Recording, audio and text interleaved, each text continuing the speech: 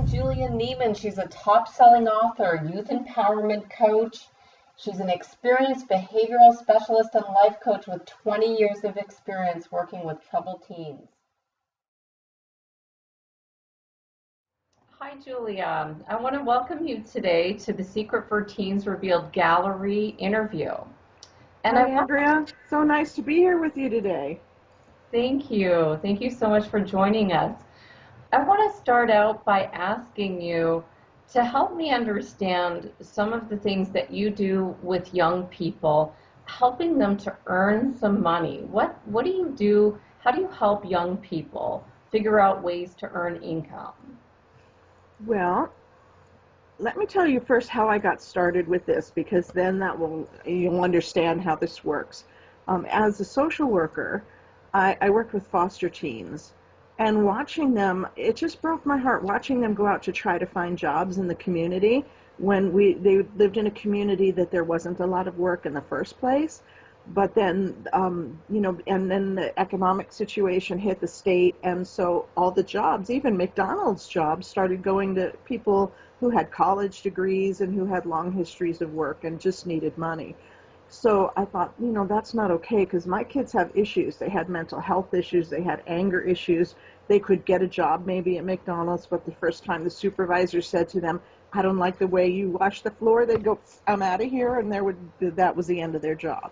Right. So it occurred to me that the best security, the best thing I could do for them would be to push them down the entrepreneurial path. And so I started looking at what are some of the things that they could do. One of the things we did together as a group was in the summertime, we sold smoothies at the local fairs. And I connected with a smoothie company, and we bought the product, and they gave us a $2,000 smoothie machine and taught us how to work it. They came out, they showed us how to make the smoothies. They gave us all the advertising stuff, banners for our table and things to give away. And we made a nice little chunk of money. Wow. So suddenly my kids were like, "Ooh, I like this working for myself thing." And look at the life skills that were involved in that as well. So that's what I do. I help kids see. We do an assessment of what their strengths are, what they love to do, because I always tell them, if you're doing what you love to do, it won't seem odd to you. It'll just be something that you just love getting up in the morning and you feel good doing. You'll have a good disposition about it. People will love working with you. So, Wonderful. the jobs can be simple, from pet sitting, but what I want kids to get from this is that if they babysit, if they pet sit, if they mow the neighbor's lawn, they are entrepreneurs. They have their own business, and they should approach it as such. So if you're pet sitting, for instance, there could be so many different tiers to the services that you perform.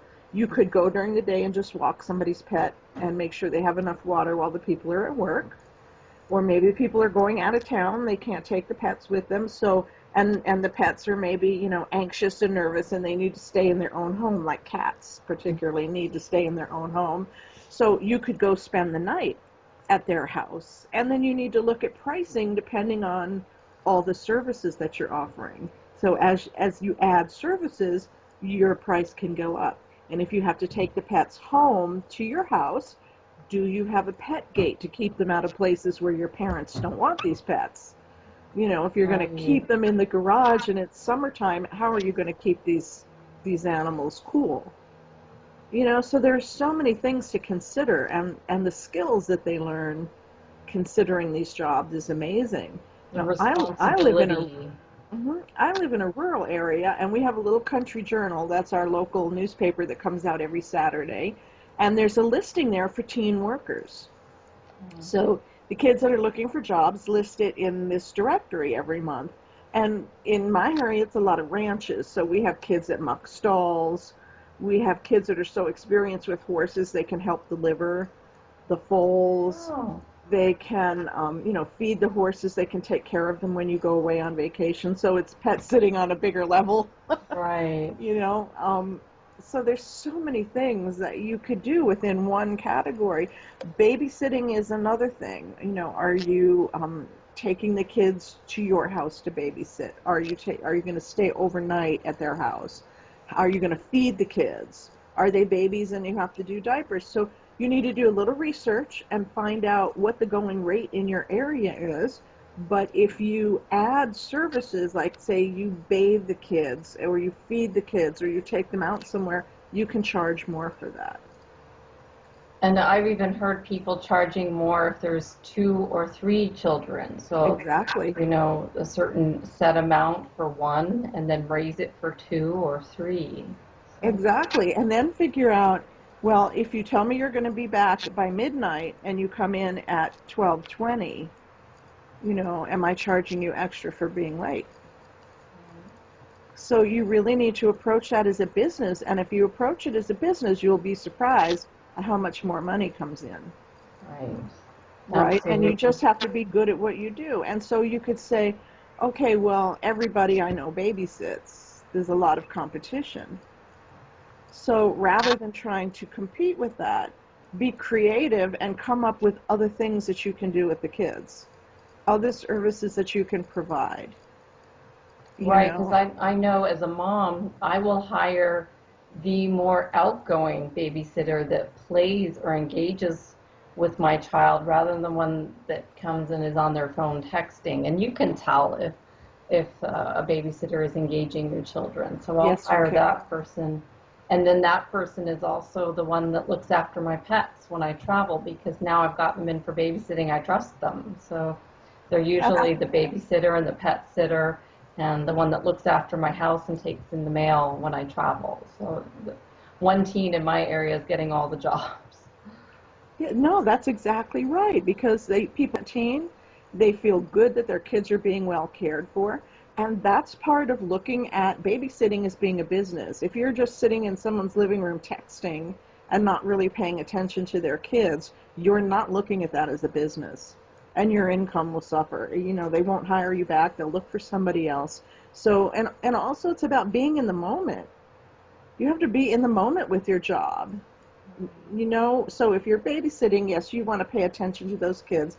It's been many, many years since I babysat, but what I do know is that if you engage with them, do creative things with them, arts and crafts, maybe even bring your own stuff with you, like, put together a whole arts and crafts thing and get coloring books and go, we're going to color together and really sit down and do that with the kids, you will be assured of job longevity. These people will hire Absolutely. you back week after week. Absolutely. Right? And the kids will love you. And when the kids love you, the parents love you. Right. Yeah. So Right. that's all part of your branding. And there's so many lessons to be learned just from babysitting. Well, Julia, how do young people get the word out then about their services? Do you think the old-fashioned way, business cards, or how do you suggest they get the word out?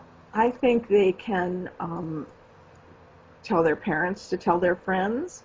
I think they can put flyers up at a market. They can, depending on where you live, you might have a journal like we have in our neighborhood that has ads for teenagers. We have teenagers here that'll come get rattlesnakes out of your yard. you Oh, know, like, wow. yeah, we have a guy that lives up the street, calls himself the snake guy. We have a snake, Wow. and he'll come and get the snake. And then what he does, though, is he takes the venom from the snake and sells that to laboratories. Wow. So that's where he makes his money. He doesn't charge you to come get the rattlesnake out of your yard. Interesting. There's so many unique jobs, but you could put a flyer up at the market. I might have said that already. Just tell everybody that you know that you babysit, and then once you get a job or you get 2 jobs, they'll start referring you to other people. Right. Right. Find out where moms meet. Go to the local women's club, wherever people have kids. That's where you want to hang out. Go to the market, hand out flyers as people walk in with their little kids in the cart. Hand out flyers at the market. It's really about being assertive and really getting yourself out there in the world. But, you know, finding people with kids is easy. Go to the park and then just hand out flyers and Right. and put on a happy face and tell people I'm the best babysitter you could hire. Right. Really go out there and promote yourself. So And if you, from the I'm sorry, I was teen, just going to add, if you have extra services, be sure to tell people that. got it.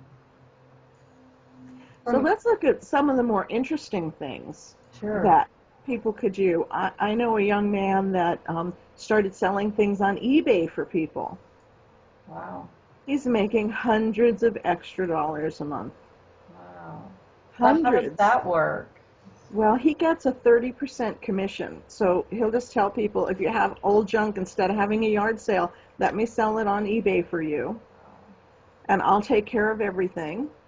And he has to make sure that he considers how much the shipping is going to be and make sure that that comes back to him. So all they need is a computer and PayPal. And Interesting. you sign up for eBay. eBay is free to sign up. You can sell anything you want on eBay, and not everything sells. Sometimes it's a disappointment. I've done it myself. Right. But I've also made a nice chunk of change selling things that I didn't want, and I didn't have to have a yard sale. Wow. So that could be a really great business. If you get a handful of customers that want things sold for you, you could make a bit of extra money every month. You just go there, you list it, you take a picture of it, upload the picture, and then you set the dates and the price, and you go back and you keep checking for the sales. And you need to do a little research, because you want to do a reserve sale, which means that if you don't get the price you want, you don't have to sell the item. If you don't put a Right. reserve sale and somebody bids $1, you have to sell it for that dollar. Got it. So you have to do your homework and learn the systems that you're using. Another thing is Etsy. That's the creative kind of site like eBay. eBay is more of a business to sell retail goods. Etsy is if you're a craftsy kind of person. You sell arts and crafts on Etsy. If you do crocheting or knitting or making jewelry, making soap. I have a client that makes goat's milk soap, and she's opening a store on Etsy, but she also goes to the local fairs in her neighborhood and the farmers markets. Mhm. She started with me 3 months ago and just had these goats she got for her son, who has ADHD and needed something to keep him busy. And he started milking the goats, and they don't like goat milk soap, so they're not drinking the milk. So her neighbor said, you should make soap with it. They're making Wow. soap, and she's making a nice little income. In 90 days, she now has soap on the shelf in some local stores. Wow. Yeah, so That's that's something excellent. that teenagers could do. She's got her teenage children helping her with this business. She's made them partners, so it's become the family business now that they know they can actually make a go of it. Wow. So there's that. I have another client. Well, I had one of my teenage kids. She made jewelry, and she put it on Etsy, and she's doing really well selling her beads and her necklaces and bracelets and earrings. She's doing really well with that. And it's simple as just putting beads on a string. It's just, in the color and the kind of beads, and they're selling like hotcakes. She's doing really, really well with that. And then in the summertime, she goes to the local fairs and has a little stand and does that. Kids could go to swap meets. They could collect things. They could learn to buy and sell, go to places and buy things, or go to yard sales. I've noticed in our neighborhood, whenever we have a yard sale, there are professional people that come around and buy up everything and then sell them. They have their weekly booth at the swap meet, and they sell all the things they bought at the yard sale at the swap meet. Wow. It's a matter of being creative. Um, Right. Other things you could do that would lead to even bigger jobs. If you have a skill, something that you can teach. Like I heard of one gentleman wanted to move, and this was an adult, but a kid could do this easily. He wanted to move to the Bahamas, and he was a piano teacher, and he was like, well, there's not enough people living on the island where I want to live to make a living teaching piano. But he discovered that he bought a video camera and he videotaped the piano lessons. He Right. connected with his clients on Skype. He built Right. $1 million business Oh, wow. doing piano teaching on the computer. I've heard And of people people, teaching guitar and other guitar, any skill that you have, you can teach. I know of kids here that are really good with training horses, and they're learning to train, and they're videotaping it. And now they're making DVDs and they're selling the DVDs of these training lessons. Wow, this is You know, there's great. just a little imagination. There's so many things you can do. A couple other of my clients did a recycling business. They had a friend that had a pickup truck, and they went to the different restaurants in the area, little fast food places, and said, "Do you recycle?" And they said no. And they said, "Well, if we give you a box, would you mind putting this out and asking your customers to drop their cans and plastic bottles in the box?" They picked them up every week. They ended up making $300 a week just recycling bottles and cans. Wow, You know, so the money is out there with a little creativity. I guess I exactly. think the recycling is kind of akin to a newspaper delivery Yeah, site, you know, but newspaper deliveries are harder unless you have a bicycle or a mom that will drive you your route, you know. But right. you have to pick up the paper, so you have to have some adult drive you. I mean, unless you have a license and you have a car, access to a Mhm. car, then you could do that. The other thing that's really popular is making and selling food items. Mhm. I know one woman and her teenage daughter, they make the best toffee I've ever eaten. Wow, And all you need to do is get the health inspector out. It doesn't cost you anything. They come out, they'll inspect your kitchen. wow. They'll say, okay, you need to do this and this. If you have a dog in the house, it's like, oh no, you have to keep the dog out of the kitchen. So you put up a gate. Then they come back to make sure you've made the corrections, and then they give you that little A Okay. and approve you to make and sell baked goods or candy or whatever you're doing out of your kitchen. Wow. And there was one company, it was called Grandma's Chicken Soup. And this young couple, they were joking around one day and they just said, hey, we should sell Grandma's chicken soup on the internet. She makes the best chicken soup. Right. They also built $1 million business Oh, amazing. selling chicken soup. And poor These are grandma, great stories. yeah, poor grandma had to be at the stove all day making chicken soup. And then they finally hired somebody, and you know, as they grew and the demand for the chicken soup grew, they had to get somebody to make the soup in a, you know, in a bigger place, in a kitchen. Got Um, it. and the toffee people, their business is growing so much that they've approached a local bakery and said, could we come in the middle of the night and use your ovens? Wow. So that's how much it's growing. You know, when you do Wow. something that's really good, it catches on. Exactly. And then You you know, find people that want to help you get to the next level. exactly. Then they could do things like house cleaning or Hmm. office cleaning. You could have an entire cleaning service. People always need that.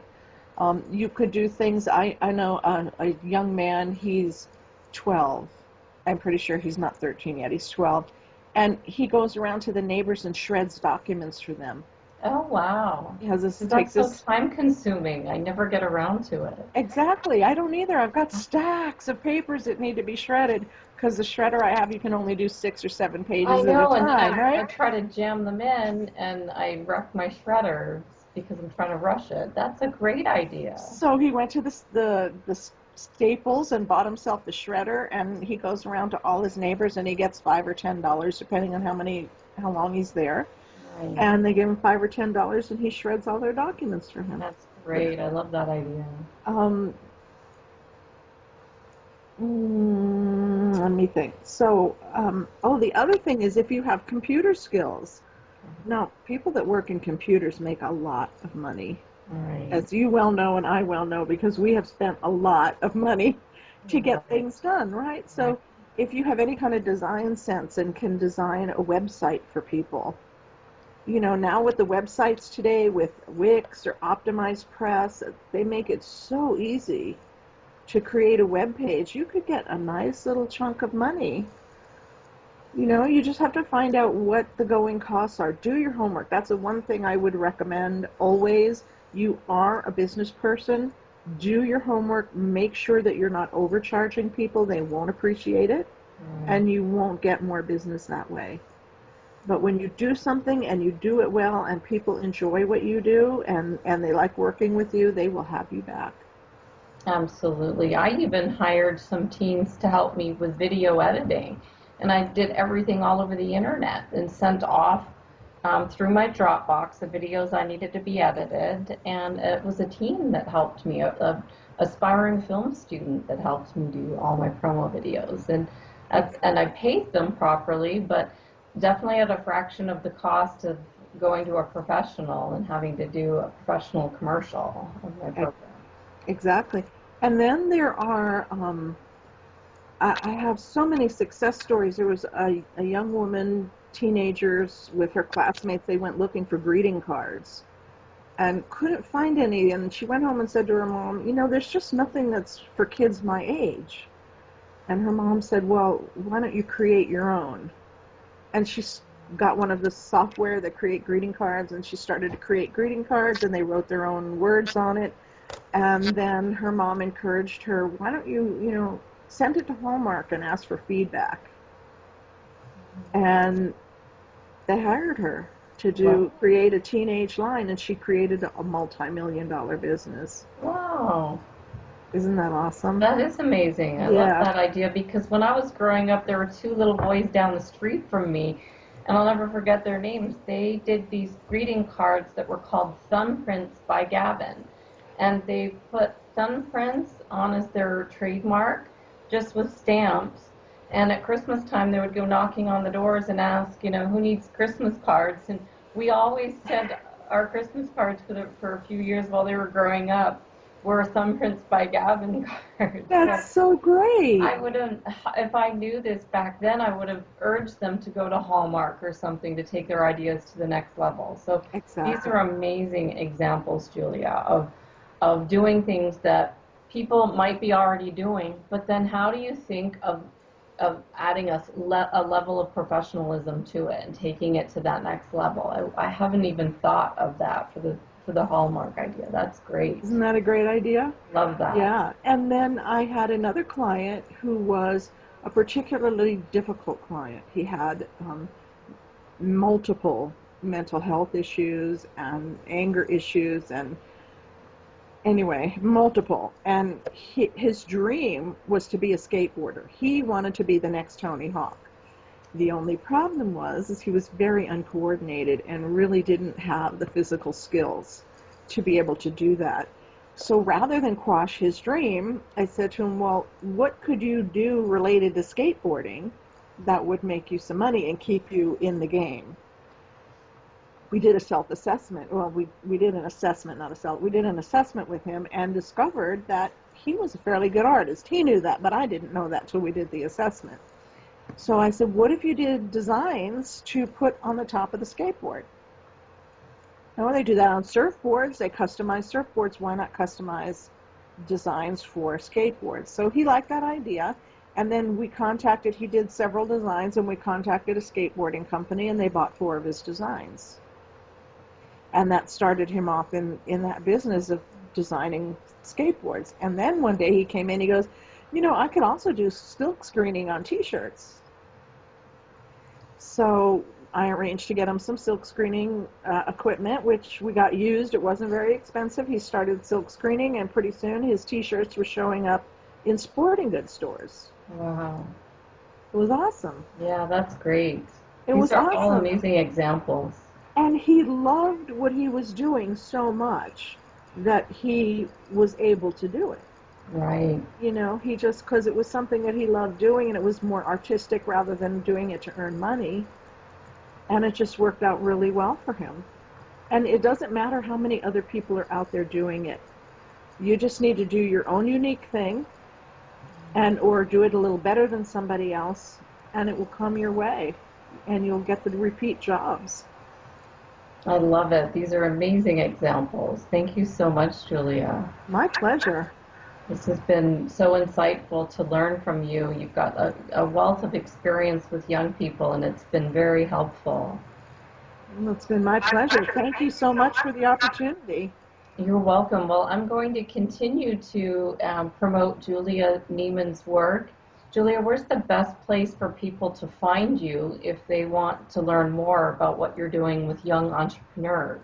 Well, they could go to my main website, which is julianeiman.com, and then they can find out about a program that I have called the Monetize Your Passion Blueprint, Empowering Young Entrepreneurs. and I actually train adults to teach kids to become entrepreneurs. Wonderful. Well, we'll put all of this up on the website for you in our gallery, and I want to thank you so much for your time today, Julia. My pleasure. Thank you so much. You're welcome.